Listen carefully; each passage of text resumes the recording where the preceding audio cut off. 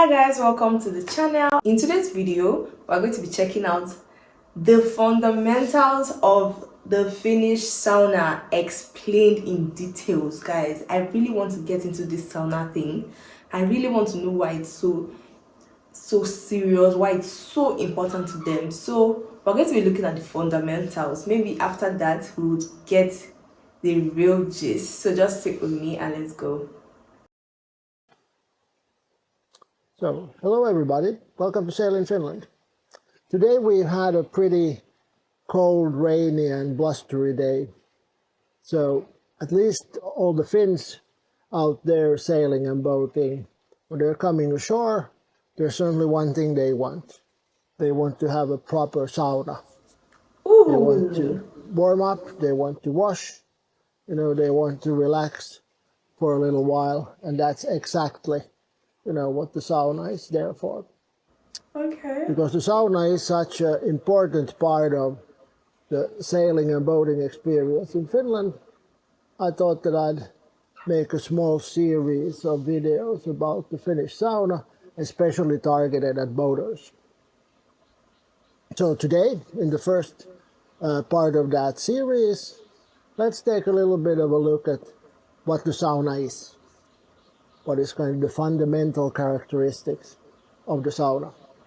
So by the time we get the fundamental characteristics, we can really understand this whole sauna issue. So guys, just sit tight. This video is very detailed, so that's why I'm excited about this one. So just like you, some of you that are watching this video, this is new to us, so we're very happy. I'm from Nigeria and the sauna isn't so popular here, so I'm really happy to be checking this out. So let's go. So let's go inside and check it out.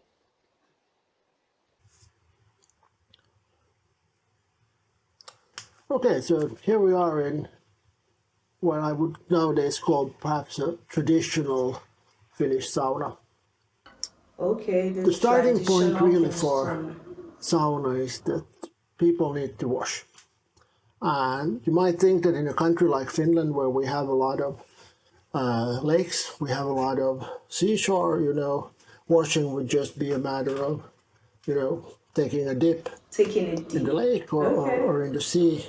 But it's really not that simple, because half of the year at least, the sea might actually be covered with ice, and even when it's not covered with ice a lot of the time, it's actually pretty cold to, the water is cold and it's cold outside, so it's not really pleasant. So even in the olden days, we have archaeological findings of saunas like from about 3,000 years ago or something like that. So people in Finland have solved the problem of washing by building these kinds of buildings. So you can see here, this one is made out of wood, logs, which is a very kind of traditional way of building, dating back, again, hundreds and hundreds of years.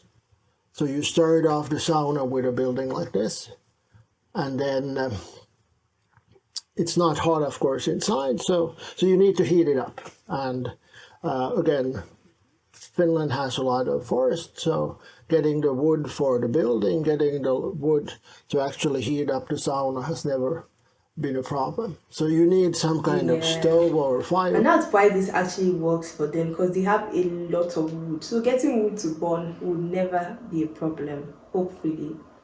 Place to heat it up. However, in the olden days, the buildings were not very well insulated and would not really retain heat very well. So in addition to just heating it up, there was a need for something to perhaps retain the heat a little bit better. And again, Mother Nature, came to help us. The Ice Age, which, left Finland in about like 15,000 years ago, actually did away with all of our mountains and turned those into gravel and small stones. So there's a good supply of stones available. So you build a fireplace of stones, you put some additional stones on it, And when It's so great that they have like a very good amount of most of the things that they require to build up a sauna. And that's really nice, from the wood to the stones, everything. you're burning the fire there, it actually heats up the stones, and that helps, keep the sauna warm. However, while stones are pretty good at storing heat, they don't give it away very well. So the one missing ingredient here still then is that it would be good to find some way to actually extract the stored heat from the stones in a more effective way than just have them stand there. And there we have, one more resource that we have quite abundantly of, and that's water. So when you heat up the sauna, you heat up the stones to a temperature that's well above 100 degrees so centigrade. So 100 degrees centigrade, that's when water boils. So if you have these very hot stones, when you throw water on them, actually what happens is that the water immediately boils off and creates a puff of steam.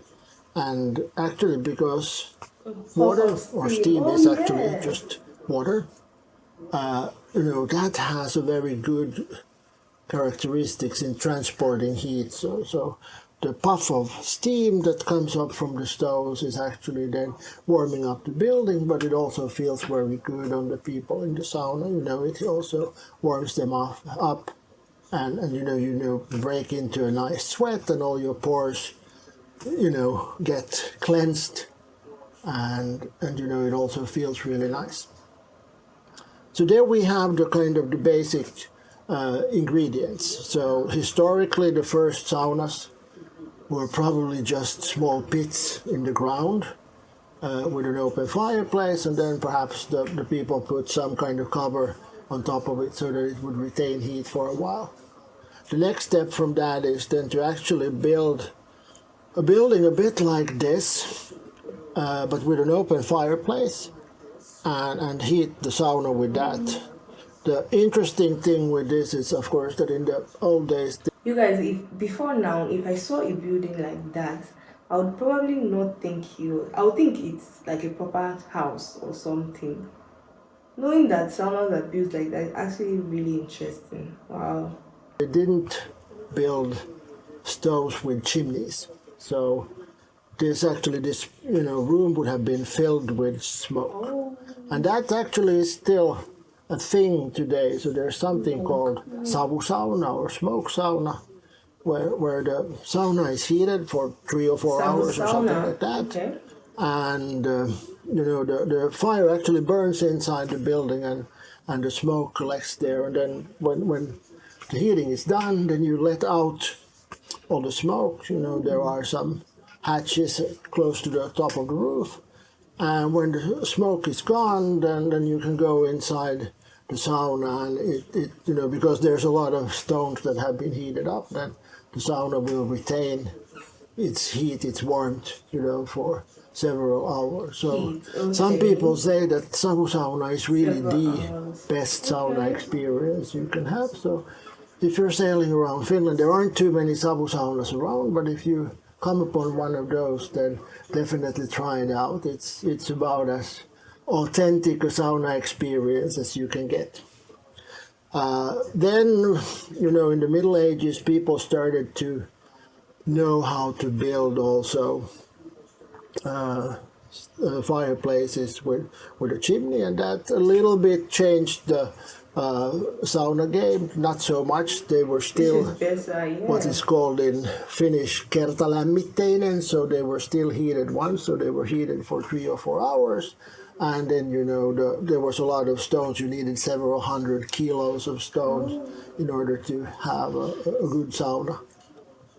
The next big change, which then takes us pretty close to what we're seeing here, is then when the sauna, sort of the fireplace actually was turned into this kind of stove.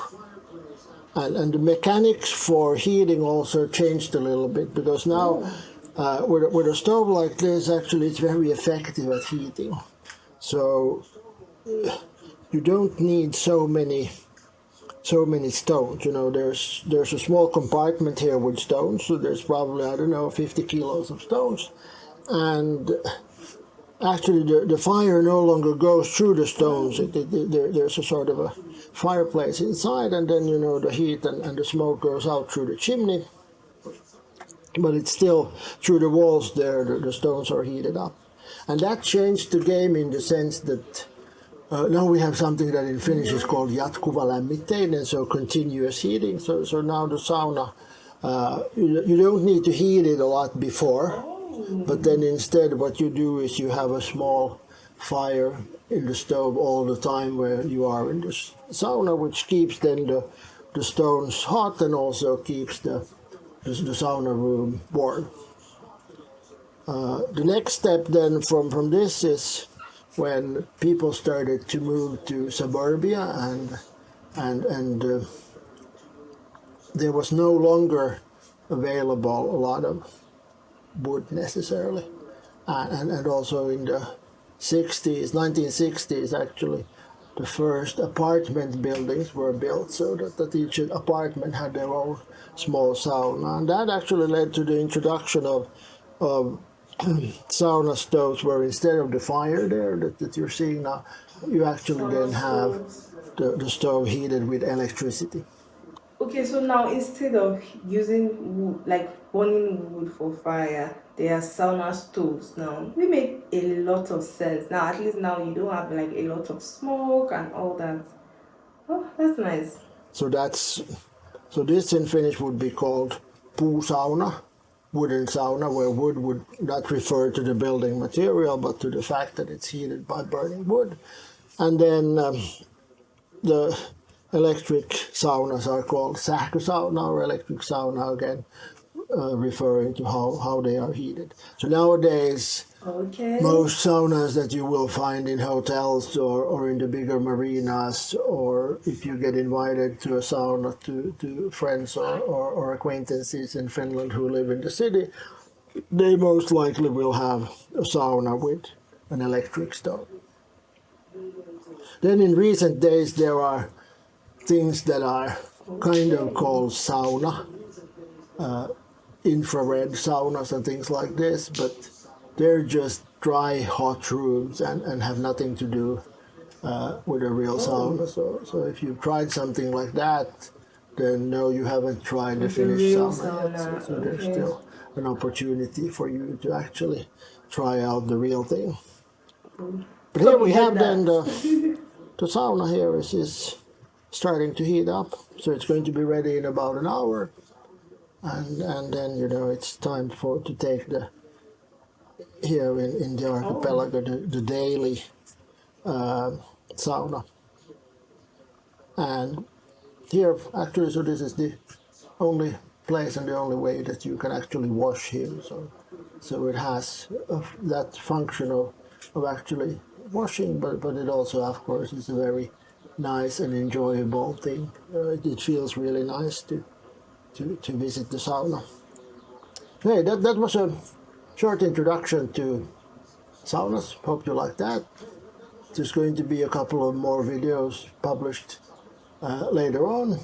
Oh, guys, I hope that was a proper introduction to saunas. If you're like me and you're new to it, I hope this video helped you. We learned that there are different types of saunas, the electric ones, the ones that use the wooden stove.